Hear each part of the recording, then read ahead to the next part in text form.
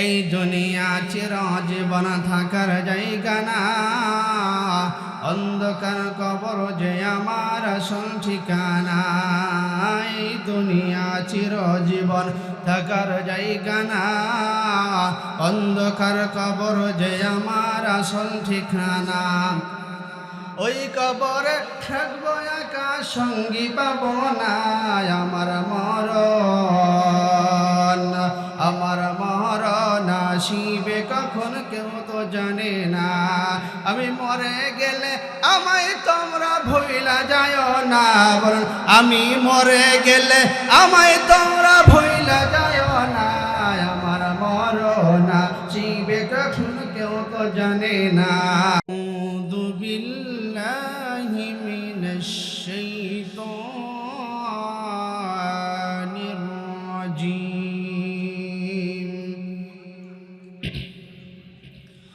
বিসমিল্লাহির রহমানির রহিম। ولقد ذرأنا لجهنم كثيرا من الجن والإنس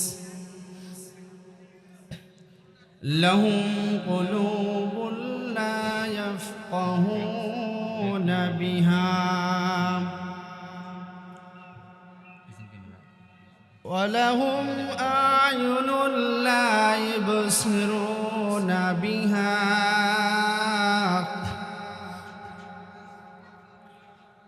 ولهم آذان لا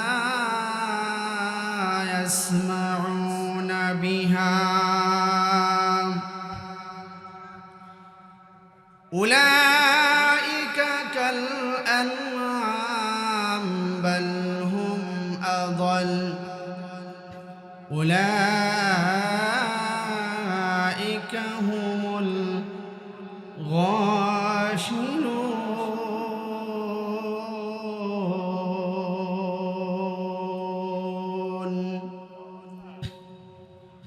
صدق الله العلي العظيم. وقال النبي صلى الله عليه وسلم كل مولود يولد على الفطرة أو كما قال النبي عليه الصلاة والسلام. उल्फत में बराबर है वफा हो के जफा हो, हर चीज में लज्जत हो अगर दिल में मजा हो, हर चीज में लज्जत हो अगर दिल में मजा हो। दिल में है मेरे इश्क़ रसूल ले अरबी का,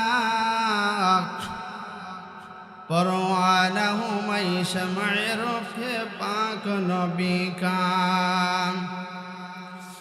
डरते नहीं दुनिया में मुसलमान किसी से, जब मिल गए हैं जब मिल गए हैं दौलत ईमान नबी से, जब मिल गए हैं दौलत ईमान नबी से। तलवार पकड़ हो के निकल मैदान आसीर, दुश्मन की मुकाबिल तो लगा नारे तकबीर, दुश्मन की मुकाबिल तो लगा नारे तकबीर। हम नारे तकबीर से दुनिया को हिला दे, मिल्लत की हिफाजत के लिए जान लुआ दे, मिल्लत की हिफाजत के लिए जान लुआ दे। जिक्र करे ला इलाहा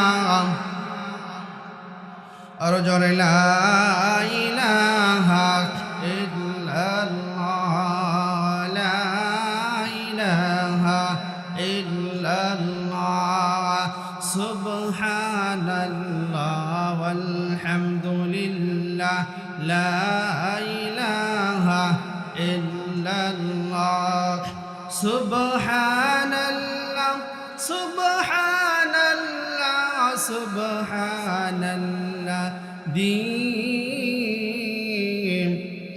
আমার বানাইছেন আল্লাহ খাটিয়ার আসামি বলুন সুবহানাল্লাহ সুবহানাল্লাহ সুবহানাল্লাহ দিয়ে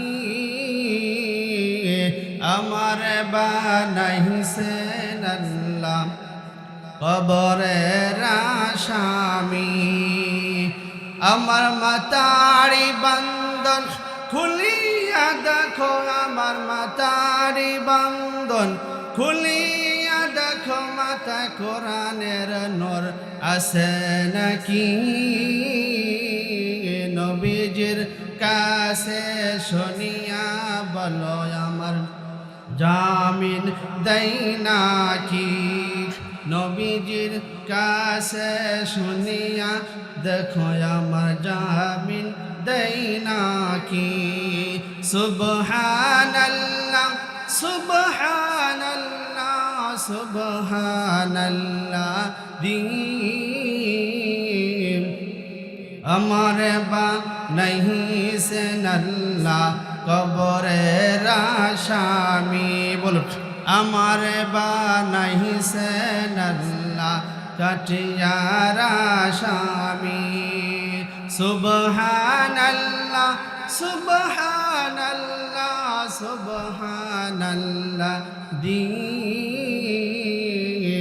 আমার বানাইছেন আল্লাহ কবরের আসামি আমার বুকের কাপড় খুলিয়া দেখো তোমরা বুকের কাপড় খুলিয়া দেখো বুকে ইমানের নূর জ্বলে নাকি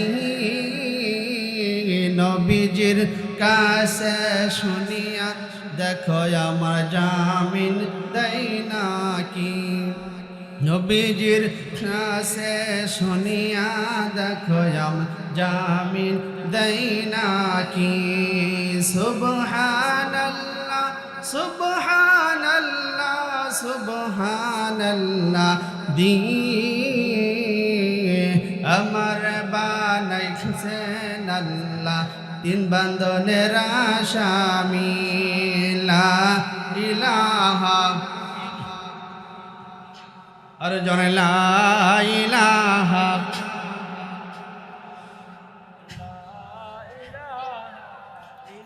এই দুনিয়া চিরজীবন থাকার জায়গা না অন্ধকার কবর যে আমার আসল ঠিকানা এই দুনিয়া চিরজীবন থাকার জায়গা না অন্ধকার কবর যে আমার আসল ঠিকানা ওই কবরে থাকবো একা সঙ্গী পাবো না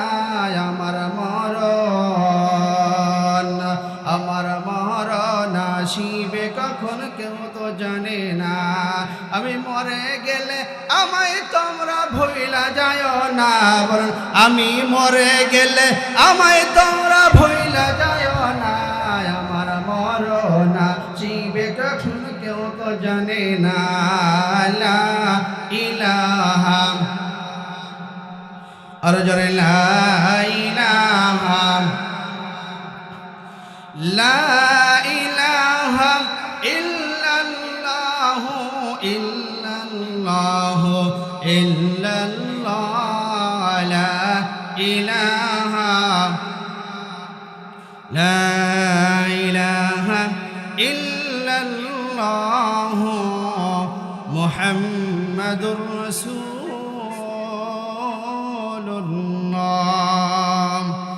সাল্লাল্লাহু আলাইহি ওয়াসাল্লাম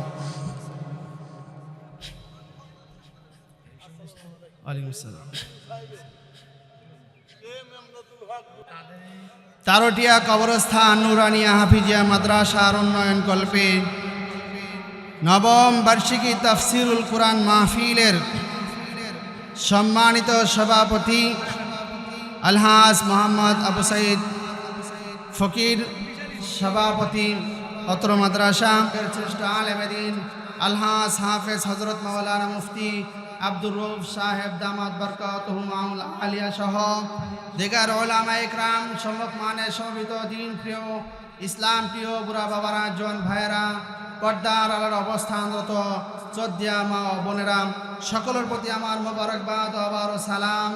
আসসালামু আলাইকুম ওয়া রাহমাতুল্লাহি ওয়া বারাকাতুহু।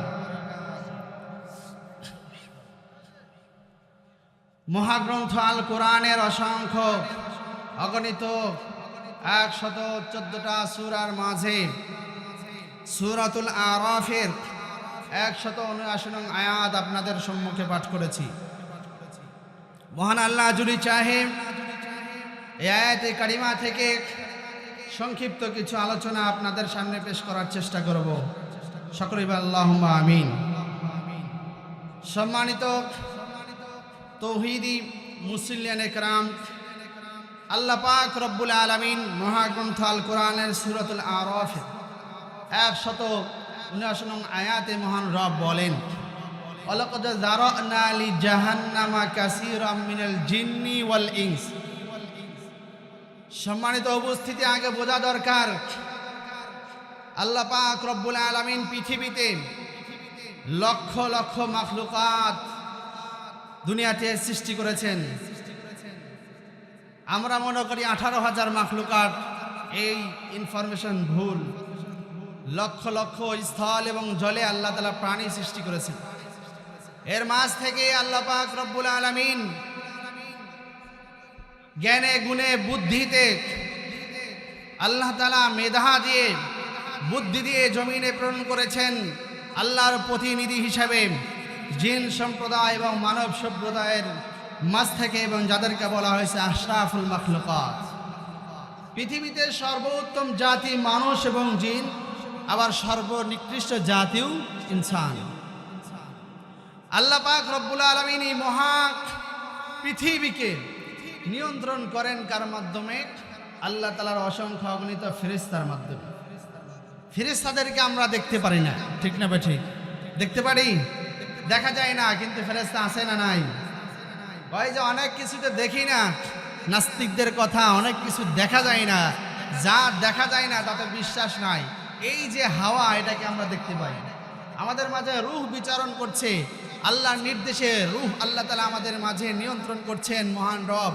যেদিন বের হয়ে যাবে, আপাদমস্তক ডেড বডি পরে থাকবে, কিন্তু রূহ কোথায় যায় এটাকে আমরা বুঝতে পারি। সে রূহের অস্তিত্ব আছে না নাই? আছে। অনুরূপভাবে ফেরেশতাদের অস্তিত্ব আছে, জিন্নাতের অস্তিত্ব আছে। আল্লাহ পাক রব্বুল আলামিন জিন এবং ইনসানের মাঝ থেকে আল্লাহ তাআলা তার প্রতিনিধি দুনিয়াতে তার কাজগুলো আল্লাহ পাক রব্বুল আলামিন গুছিয়ে নেবেন। আল্লাহ তাআলা তার কাজগুলোর আঞ্জাম দিবেন। আল্লাহ তাআলা যে উদ্দেশ্যে আমাদের দুনিয়াতে প্রেরণ করেছেন, সেই উদ্দেশ্য যদি বাস্তবায়ন করতে পারি, আমাদের আসল ঠিকানা জান্নাত, সেই জান্নাতে বাড়ি, আমরা জান্নাতে চলে যাবো। ধরে বলেন ঠিক না ঠিক? আর আমরা যদি পাগলের মতো ভবঘুরে পাগল, বিভিন্ন জায়গায় দিশাহারা, আসল বাড়ি চেনে না, কারণ তার মেন্টালিটির প্রবলেম, তার ছিঁড়ে গেছে, বিভিন্ন জায়গায় ঘুরে, মা বাবা আত্মীয় স্বজন চেনে না, আসল বাড়িও চেনে না, আর দুনিয়াও নাই, আখিরাতও নাই। আখিরাত আল্লাহ পাক এদেরকে মাউজুর হিসেবে ঘোষণা করেছেন, তাদের হিসাব হবে না, সেটা ভিন্ন কথা। যে আমরা যাদেরকে আল্লাহ পাক বুদ্ধি দিয়েছেন, জ্ঞান দিয়েছেন, কর্ণ দিয়েছেন, চক্ষু দিয়েছেন, বিচিত্র পৃথিবী দেখার পরে, আল্লাহর কুদরত দেখার পরে মহান আল্লাহর সমীকে মস্তক অবনত করে শুকরিয়া আদায় করা, যারা করবে না, কুকুর বিড়াল হায়াওয়ানের জিন্দেগি বসর করবে, কারণ তাদের ভবিষ্যৎ নাই, তাদের হুকুম আহকাম নাই। জানোয়ার যেইভাবে উন্মুক্ত জীবন আচরণ করে, সেইভাবে যদি আমাদের জীবন পরিচালনা করি, দাম্পত্য জীবন ব্যয় করি, তাহলে আল্লাহ পাক বলেন এরা হলো হায়াওয়ান, জানোয়ারের চাইতে নিকৃষ্ট। আমি আল্লাহ তাআলা এই প্রকারের মানুষ এবং এই প্রকারের ইনসান এবং জিনদেরকে আমি আল্লাহ তাআলা জাহান্নাম প্রজ্বলিত করব। শুধু তাই নয়, জাহান্নাম প্রজ্বলিত করে এদেরকে ইন্ধন হিসাবে আমি আল্লাহ ব্যবহার করব। নাউজুবিল্লাহ। মহাগ্রন্থ আল কোরআনের কথা বলছি। হে মুসলমান, এখানে কোনো মিথ্যার সম্ভাবনা নাই। পৃথিবীতে বিভিন্ন কবি, সাহিত্যিক, দার্শনিক, সায়েন্টিস্ট অনেকের আগমন ঘটেছে, কোরআন সম্পর্কে গবেষণা করেছেন। শেষ পর্যায়ে পৃথিবীর অসংখ্য অগণিত ধর্মীয় গ্রন্থে অ্যানালাইসিস করে তারা ঘোষণা দিয়েছে, the only one religious book the Quran, পৃথিবীতে যদি একমাত্র ধর্মীয় গ্রন্থ যেটা একদম পূর্ণাঙ্গ জীবন বিধান, কোড অফ লাইফ এবং সত্যের ভিত্তির উপর যদি টিকে থাকে, সেটা একমাত্র কোরআন। জোরে কোন সুবহানাল্লাহ। আধুনিক বিজ্ঞান, যেটা পৃথিবীর কোনো ধর্মীয় গ্রন্থ আধুনিক বিজ্ঞান সম্পর্কে সচেতন করে নাই, আধুনিক বিজ্ঞান সম্পর্কে কোনো ধারণা দেয় নাই, কিন্তু মহাগ্রন্থ আল কোরআন এমনই কোরআন যেটা শুধু আধুনিক বিজ্ঞান কেন, পৃথিবীতে যত যন্ত্রের আবির্ভাব হবে, আবিষ্কার হবে, যদি কোরআনের সাথে যদি সাংঘর্ষিক হয়, সর্বশেষ কোরআনের কাছে মস্তক অবনত করতে বাধ্য হবে। জোরে বলেন ঠিক না বা ঠিক? There is no contradiction between the Holy Quran and science. বিজ্ঞান বর্তমান প্রমাণ করতে বাধ্য হয়েছে যে কোরআনের মাঝে আর বিজ্ঞানের মাঝে কোনো সংঘর্ষ নাই। পৃথিবীতে একমাত্র ধর্মীয় গ্রন্থ কোরআন, যার লক্ষ লক্ষ কোটি কোটি হাফেজে কোরআন পৃথিবীতে, বিশেষ করে বর্তমান বাংলাদেশ সহ এশিয়া মহাদেশে হাফেজে কোরআনের 6 লাখ, গোটা বাংলাদেশ শুধু হাফেজে কোরআন দিয়ে ভরপুর। জোরে কোন সুবহানাল্লাহ। কিন্তু অন্যান্য ধর্মীয় গ্রন্থের কোনো ধর্মগুরু এদেরকে চ্যালেঞ্জ করা হয়েছে, আজ পর্যন্ত কেউ ধর্মীয় গ্রন্থ সম্পর্কে গ্যারান্টি দিতে পারে নাই। কারণ হলো কোরআনের মহত্ব। এই কোরআন কার কিতাব? জোরে বলেন, এই কোরআন কার কিতাব? কার বাণী? আল্লাহর বাণী। পৃথিবীর সকল ফ্যাসিস্টরা যদি ঐক্যবদ্ধ হয়ে আল কোরআনের অগ্রযাত্রাকে যদি দমিয়ে দিতে হাজারো চেষ্টা করে, কসম খোদার তাদের 14 গোষ্ঠীর বংশ পরিক্রমা শেষ হয়ে যাবে, কিন্তু আল কোরআনকে কখনোই এই অগ্রযাত্রা থামিয়ে দিতে পারবে না। আগুন নিয়ে কেউ খেলা করতে আসে নাই, এসেও কেউ টিকে থাকতে পারে নাই, পারবেও না।